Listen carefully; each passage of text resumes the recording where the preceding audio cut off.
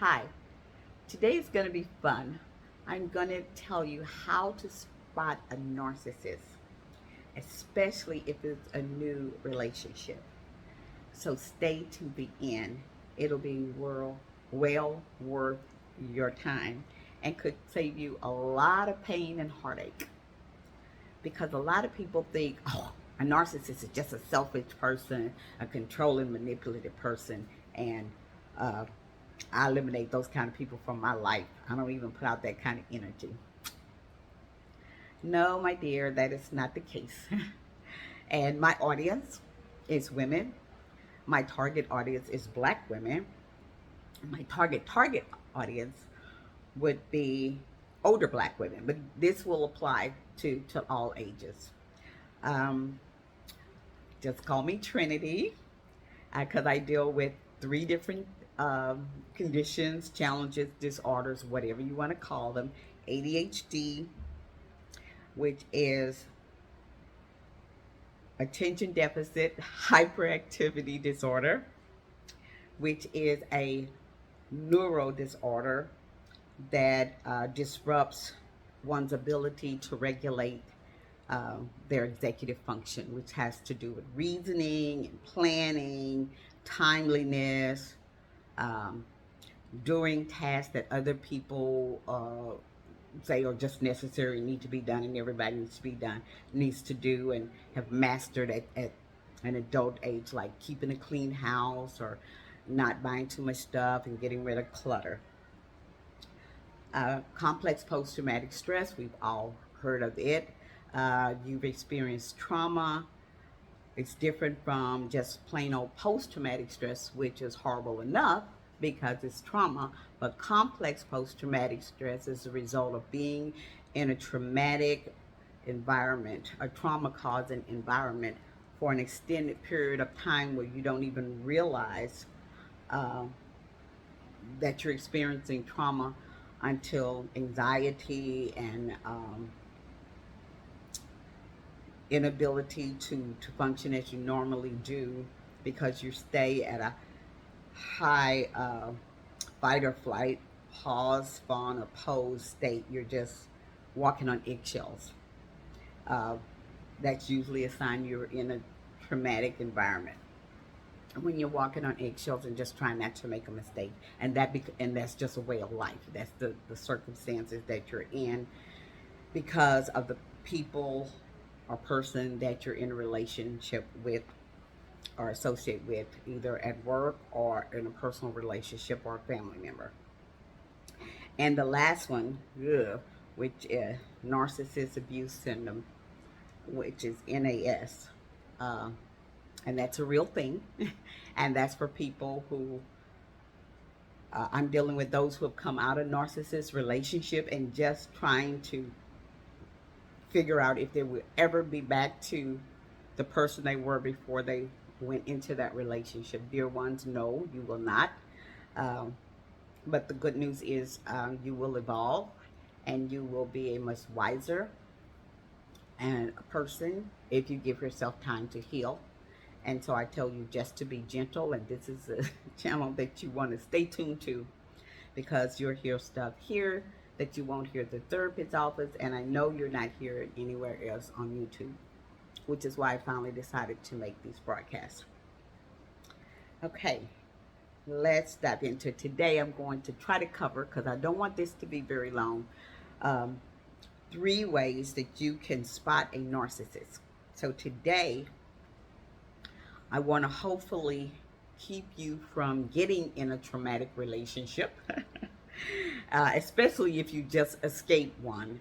And I tell you, if you just come out of a bad relationship where you think or you've been diagnosed with narcissist abuse syndrome, and rarely do people seek therapy, which is sad, because they just think they'll get over it like a normal breakup, and it goes, and then it's weeks, months, sometimes years later, and you don't feel like you're making as much progress, and you don't understand why you cannot get back to feeling the way normal, just feeling normal. and being able to make decisions and show up on time, and just things that you used to do, having the same emotion behind them, the same joy. Okay. So this will apply, it'll help anybody. You do not have to watch this channel. You do not have to qualify to watch this channel. You don't have to have ADHD. You don't have to be experiencing complex post-traumatic stress. And you don't have to be suffering from narcissist abuse syndrome to get something out of it. Just listening will make you a lot wiser, and perhaps one, prevent you from um, developing the last two. The ADHD is kind of something you're born with, it's the brain development. But complex post traumatic stress, you definitely want to avoid, and narcissist abuse syndrome, you definitely want to avoid. And if you have narcissist abuse syndrome, you are experiencing complex post traumatic stress. It could also, besides preventing you from being a victim to one of the latter two, it could also, this channel could be a source of information to help you deal with a friend or loved one who is so different and has changed, and you don't know why, but they are not themselves. And you can see that they're suffering, and they may be just less fun to be around and always on edge and maybe angry all the time. And you feel like it's worth it to keep that friendship, or it's a loved one, and you just don't understand what they're going through. If you stay tuned here for any length of time and watch the future broadcasts, you will learn how to at least understand that person, and you may be able to maintain the relationship and be one of those people who they desperately need to just be there for them, not cure them, but just validate that they're going through something that's bigger than them. And the third benefit you might get, you might become a wiser person, and be more forgiving and accepting of things or people or situations that you can't change. Okay, I want this broadcast to be short, so I will jump right into it. Hopefully you will stay to the end. Let me do the public service announcement I'm supposed to do, and say like or don't like. Either way, you send me a signal. If I'm wasting your time, don't just leave. Do a thumbs down that you got nothing out of this. In fact, say, I got nothing out of this. And then I won't expect to hear from you again. If you're curious, do a thumbs up, and just say, if you subscribe or comment, say, I'm just curious where you're going, or why you're doing this broadcast. The whole purpose of the broadcast is to help anyone that is experiencing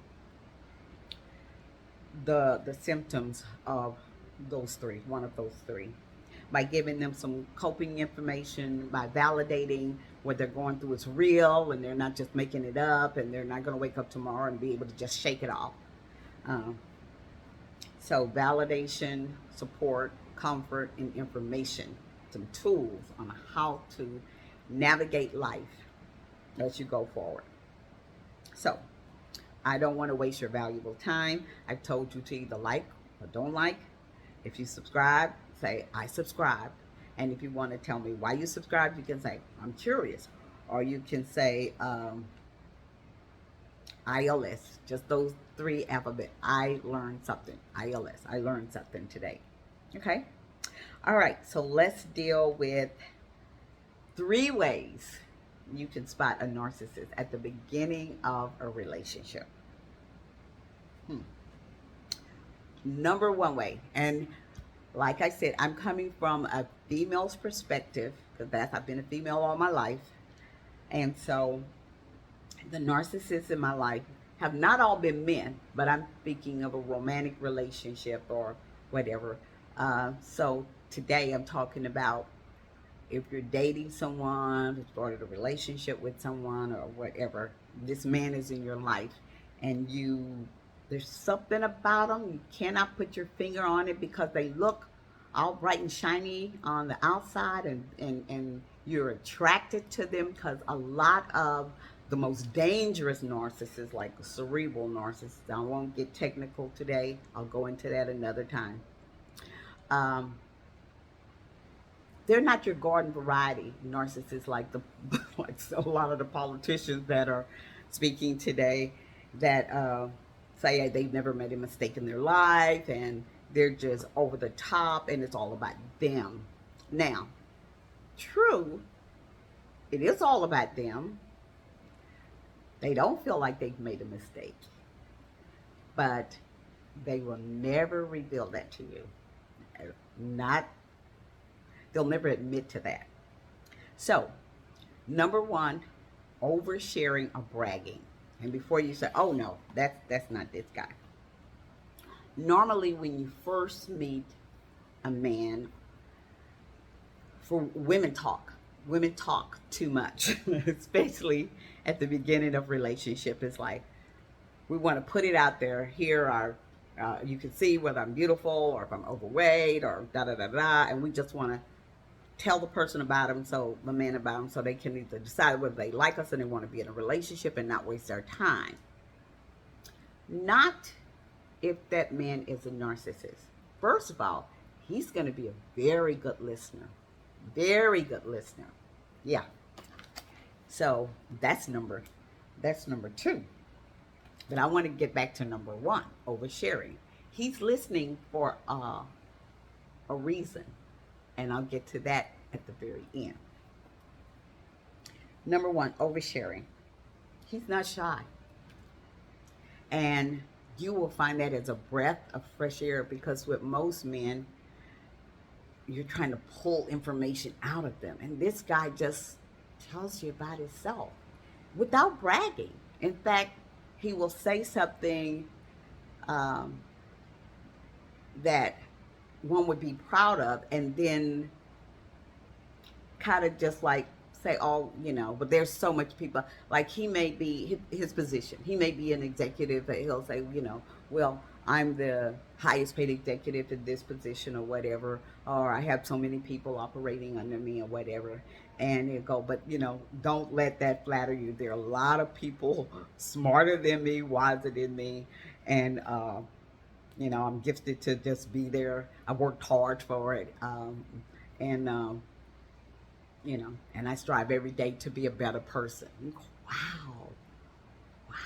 Who would not be impressed with a guy that opens up like that? He's like, he's not bragging. He's saying, "Yeah, I gotta do things I should be proud of, but that's the way I was raised, and da da da da da." And he goes on to tell you other things that are quite impressive, but always not in a braggadocious manner. But you come away from that evening or that setting feeling like, "Wow, this guy really opened up to me and shared." He overshared, especially in the first week or the first date or the first month. Just about all of his accomplishments and his dreams and everything like that. And when you do talk, and then he's interested, so he's oversharing, because he is letting you know that he is someone special, and but modest and humble, and really a diamond in the rough is what he's selling. And we usually, as women, buy it because it's so refreshing for a guy to open up. Uh, we think it's vulnerability. No, my love. It's part of the love bombing. Oh my gosh, you've heard the word love bombing. I'm saving that to the end. I'm just building up to what the love bombing looks like. So, number one, he overshares, but not in a braggadocious manner. You come away knowing more about this man than perhaps you know about some of your long-term relationships, um, about his family, about his pursuits, or whatever. He'll even tell you things he feels like he's not good at, but but he's working on that too. You will just think, wow. He'll especially tell you his dreams because he wants you on board later on to help him accomplish those dreams. But I don't want to get ahead of myself. Number one, oversharing. If you think about it, most men, normal, I'll call them normal men or whatever, or narcissism is not their thing. We all deal with something, but it's like pulling teeth, or they'll tell you a little bit, but they want to find out about you. They want to find out if you're worth their time and effort and their money. Okay. Okay. So oversharing. Number two, they're very good listeners. Very good listening. When you are talking, they don't interrupt and they pay attention. They not only hear, but they listen. And you know they're listening because they'll ask you questions. If that is not the most attractive thing, that most women are like, oh my God, you can't wait to get with your girlfriend and go, not only is he a class act and just not pompous or braggadocious, but he really has, because he's going to let you know that that he is worth your time. So he's going to put himself on a pedestal without doing it directly. But you're going to come away thinking, that's a guy I want to spend some time with, because yeah, he's not like the rest. Now, that part is true. But not in a good way. But you don't know that yet. But now you know one thing: oversharing, bragging without bragging. And number two, he's a good listener. My love, he is listening because he is studying you.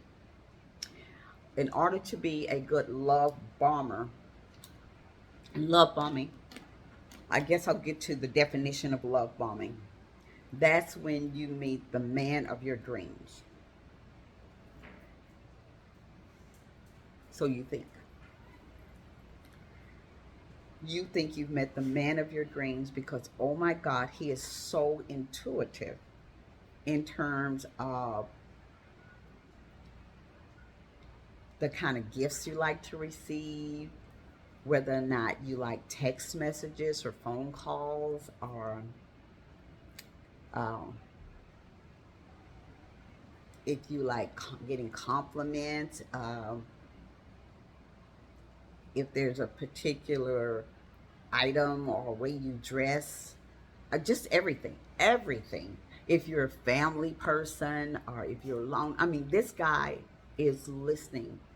He's listening very attentively, and mentally, he's taking notes because in order to be the man of your dreams, he needs to know what your dreams are, and he can pick that up so fast because you're not his first rodeo. You're not his first host, because narcissists are parasites, and there's something about you that he's attracted to.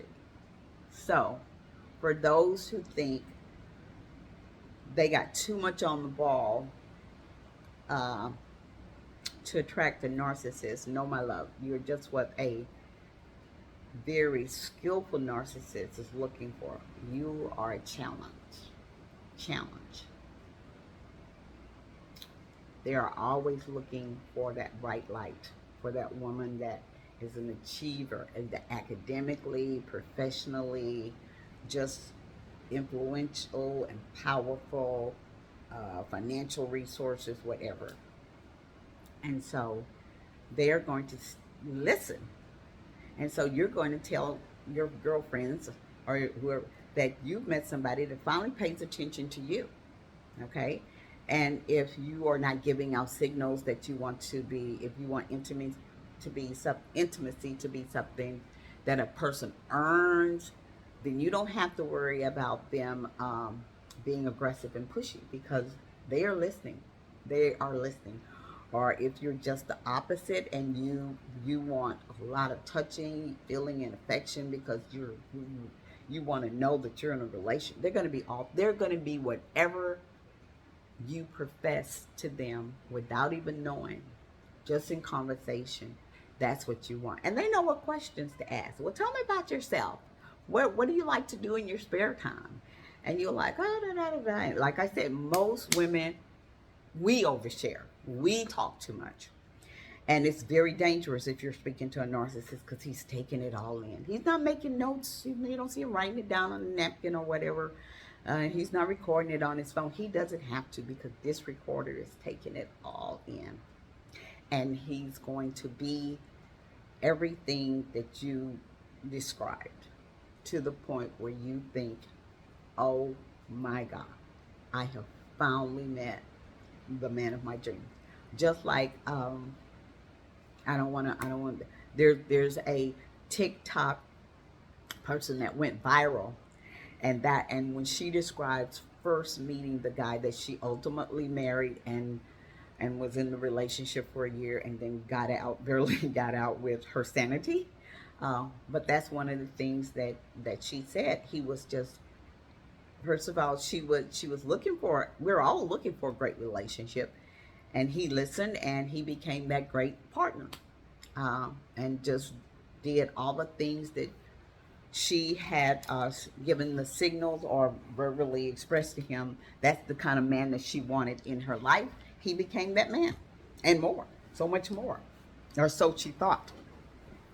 Okay, so they listened attentively, and then the third one, and like I said, I told you this would be short.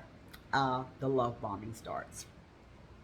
uh, Everything that you told them, they will try to personify uh, in their behavior, in their demeanor.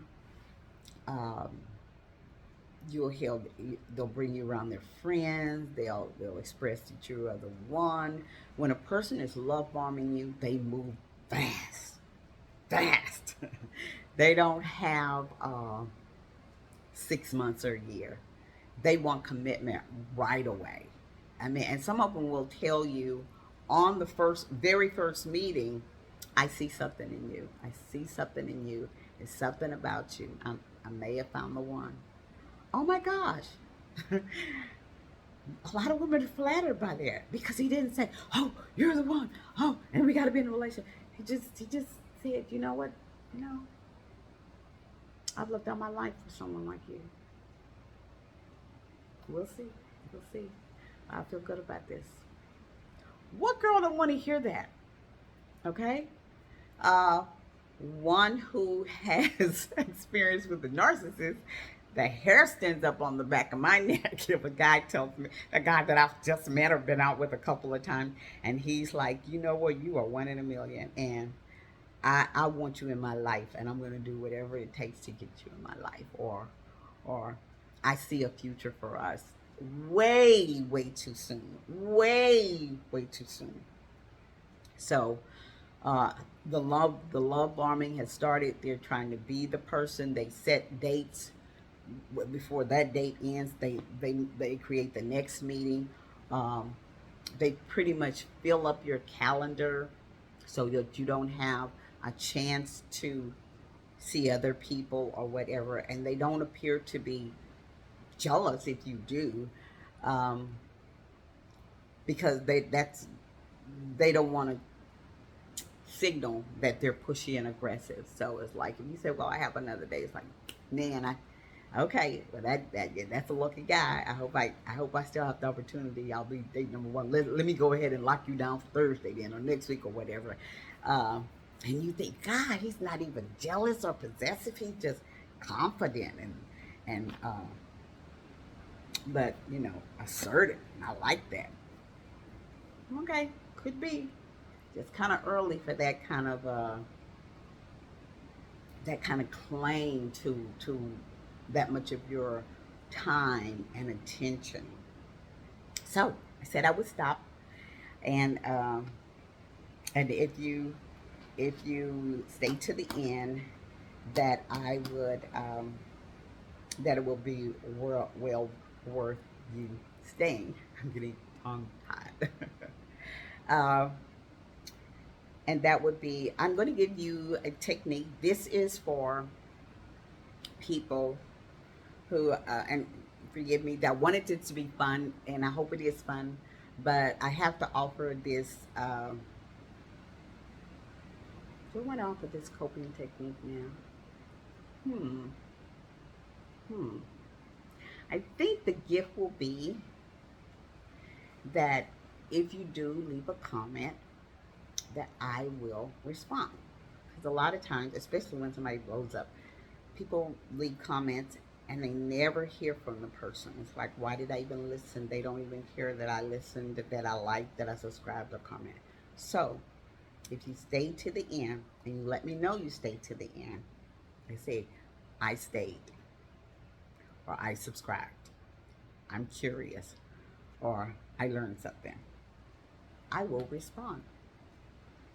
And I will do that probably,